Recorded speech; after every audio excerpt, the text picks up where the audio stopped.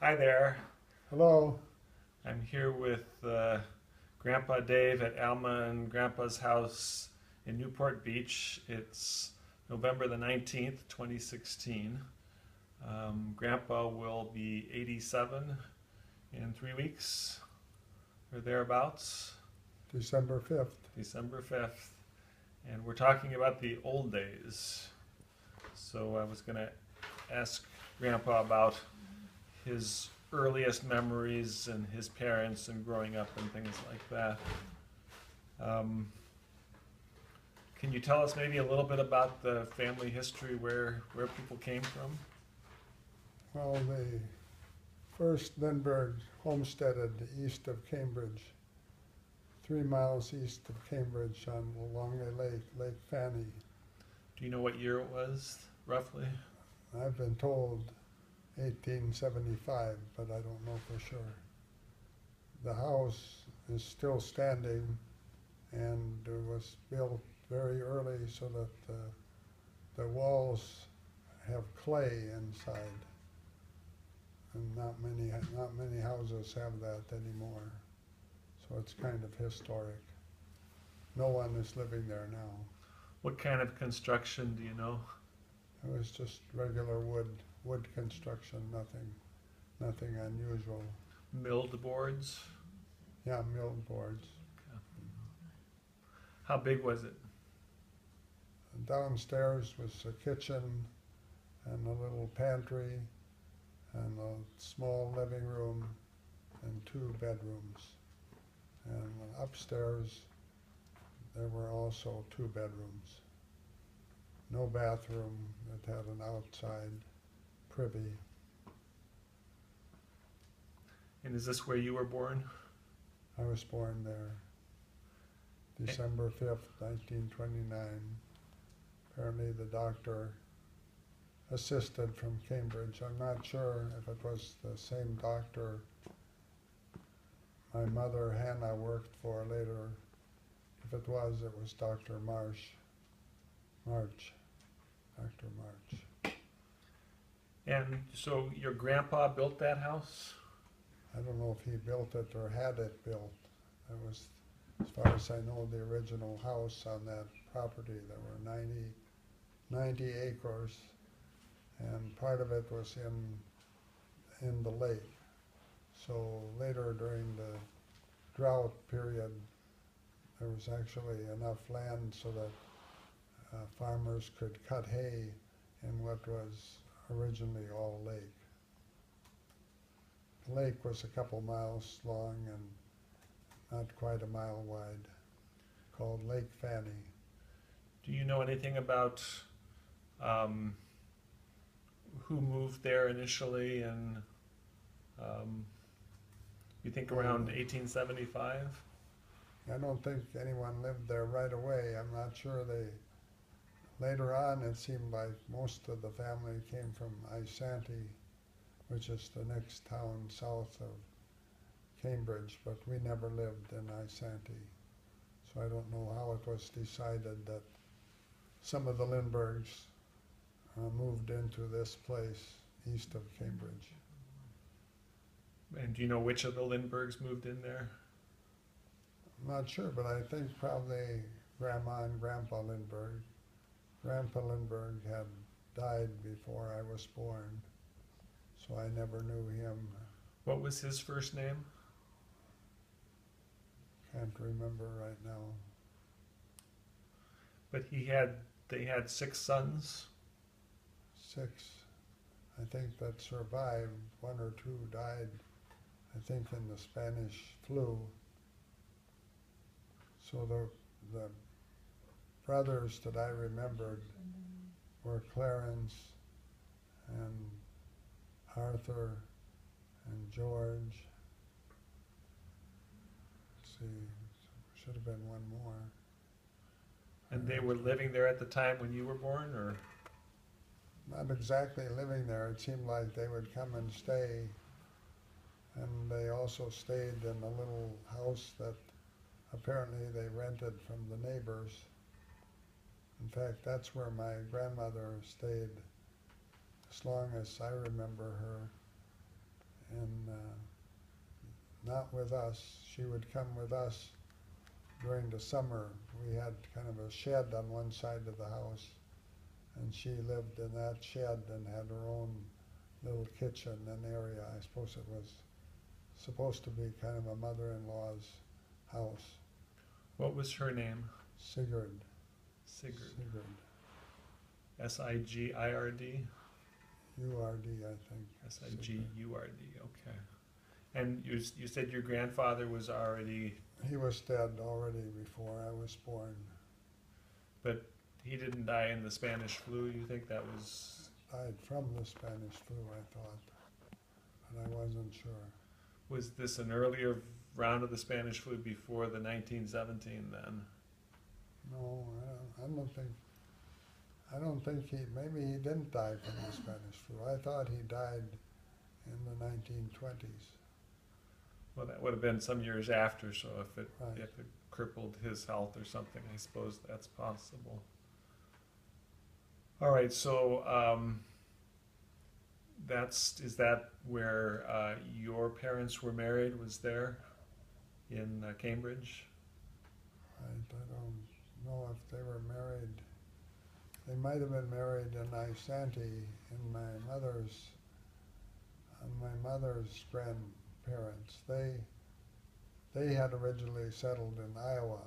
Her grandparents or her parents?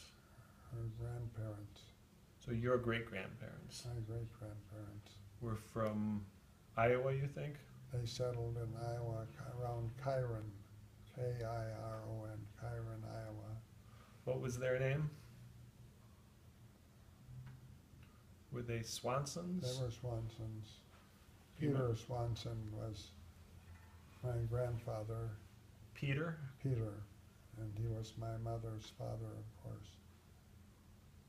And his wife was Sigurd, just like Sigurd Lindberg, Another Sigurd, huh? another Sigurd. Do you know her maiden name? No, I don't know her maiden name.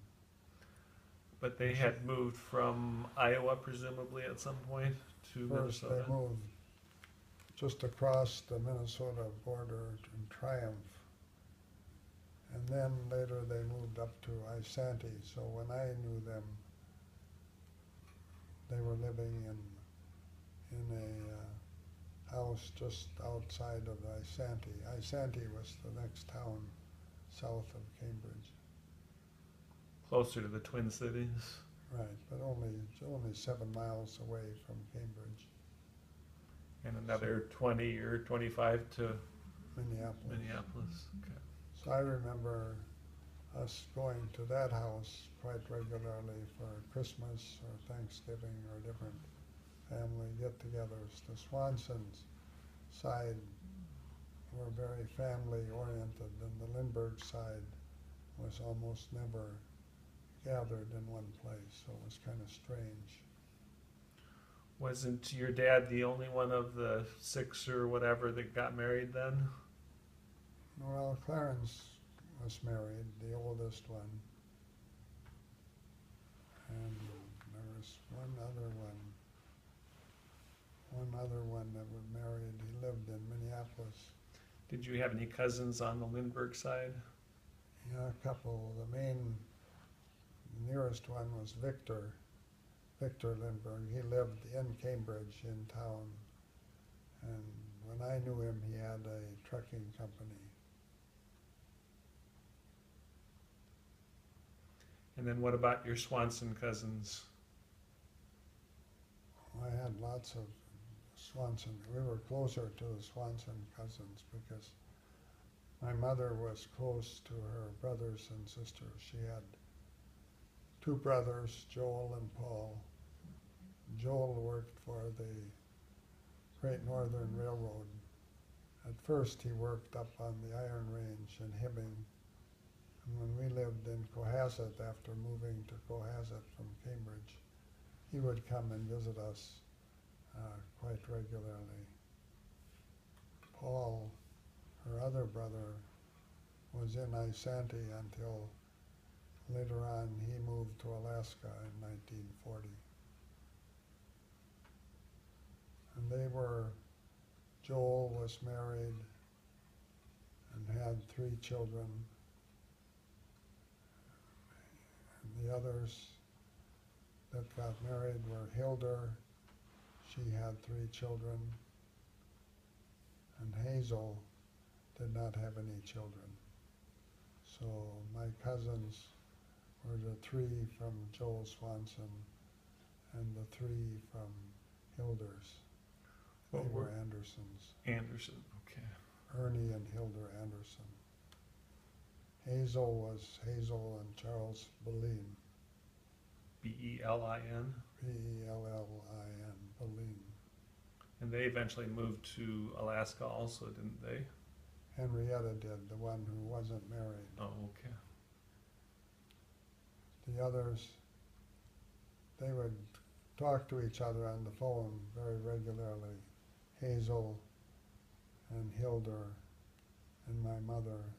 Henrietta couldn't hear very well. She had a hearing disability, so she wasn't on the phone.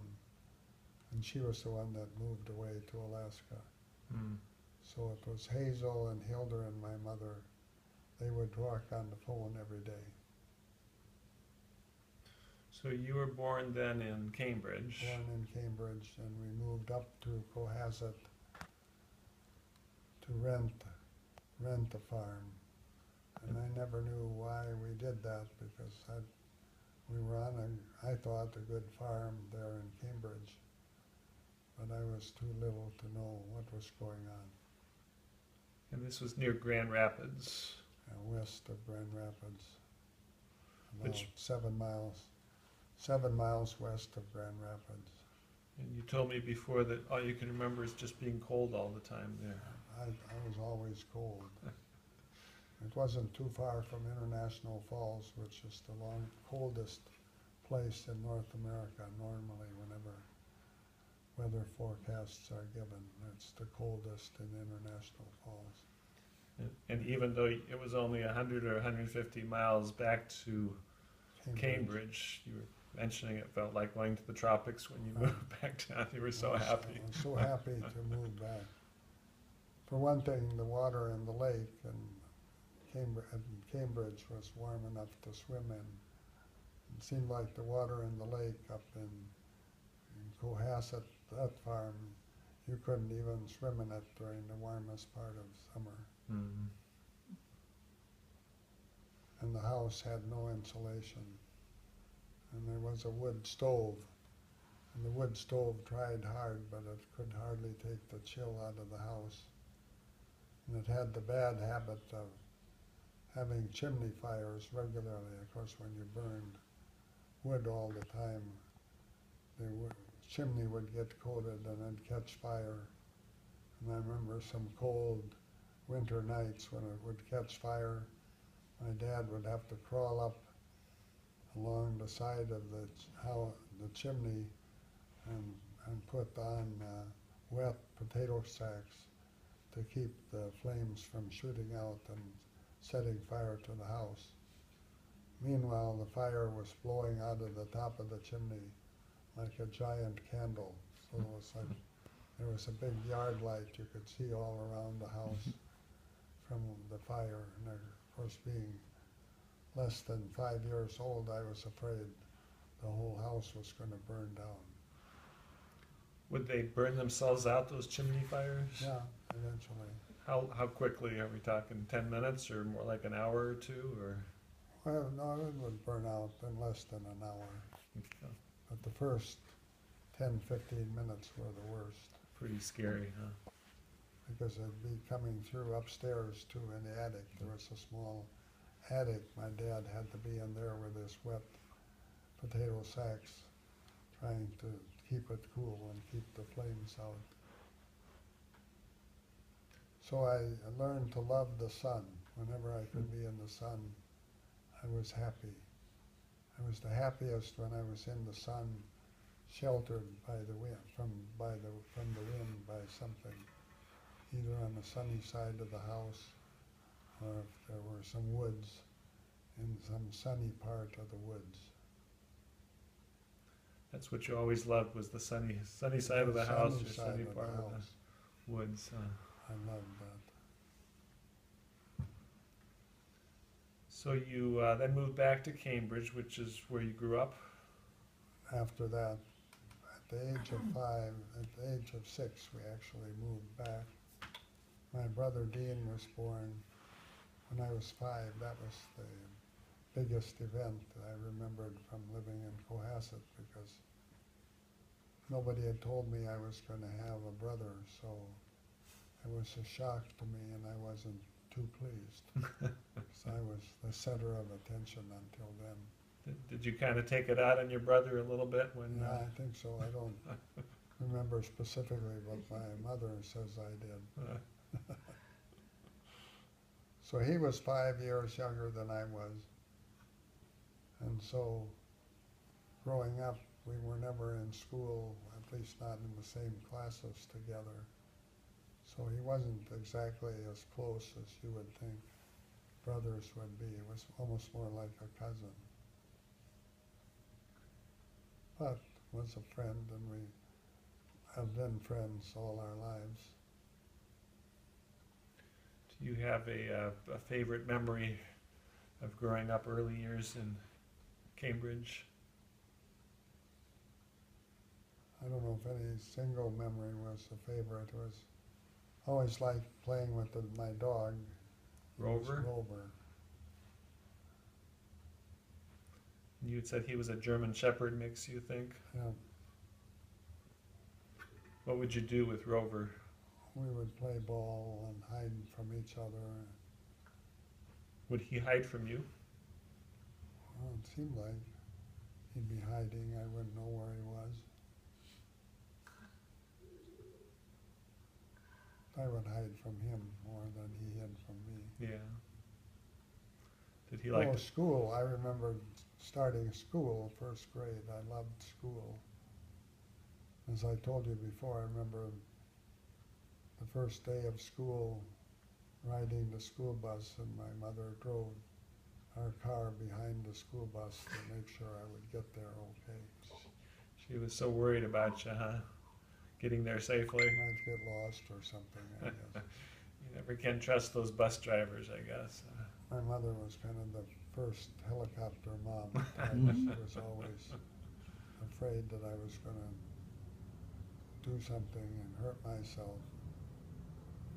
The only time I hurt myself, I was running home from school holding a library book and saying, "Look, I've got Peter Rabbit's diarrhea." It was actually Peter Rabbit's diary. I was so happy. I fell down and broke my arm. Oh no. That's my only childhood memory of any injury that maybe because my mother was always looking out for me otherwise. Chris is recording this right now, and he fell and broke his arm in track one time too, so maybe that's something that runs in the family, huh?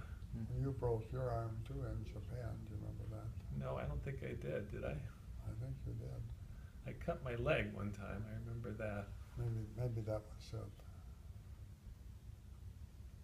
I was gardening with one of those knife things that breaks up the soil. I guess you could cut plants with it too, and I got my ankle, I remember that.